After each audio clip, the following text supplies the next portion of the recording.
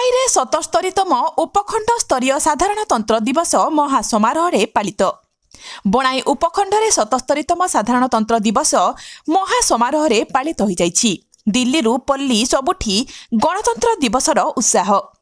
ଆଜି ଦେଶ ପାଳୁଛି 77ତମ ସାଧାରଣତନ୍ତ୍ର ଦିବସ। ଚାରିଆଡ଼େ ଫରଫର ହୋଇ ଉଡ଼ୁଛି ଜାତୀୟ ପତାକା ତ୍ରିରଙ୍ଗା।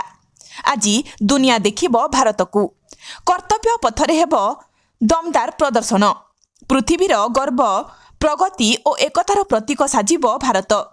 ଆଜି ଭୋର 4ଟା ସମୟରେ ସୂଚନା ଓ ଲୋକ ସମ୍ପର୍କ ବିଭାଗ ପକ୍ଷରୁ ରାମଧୁନ ଗାନ କରାଯାଇଥିଲା।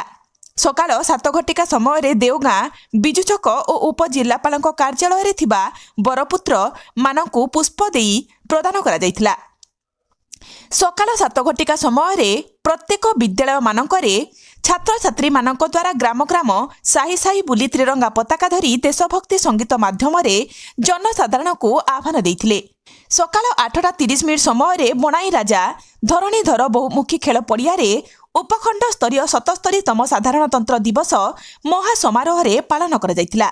ଏଥିରେ ମୁଖ୍ୟ ଅତିଥି ଭାବେ ବଣାଇ ଉପଜିଲ୍ଲାପାଳ ଅକ୍ଷୟ ପିଲ୍ଲେ ଯୋଗଦେଇ ଅଭିବାଦନ ଗ୍ରହଣ କରିଥିଲେ।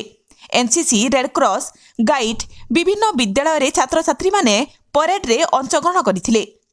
ବିଭିନ୍ନ ପ୍ରତିଯୋଗିତାରେ କୃତିତ୍ୱ ପାଇଥିବା ଛାତ୍ରଛାତ୍ରୀମାନଙ୍କୁ ପୁରସ୍କାର ସହ ମାନପତ୍ର ପ୍ରଦାନ କରାଯାଇଥିଲା।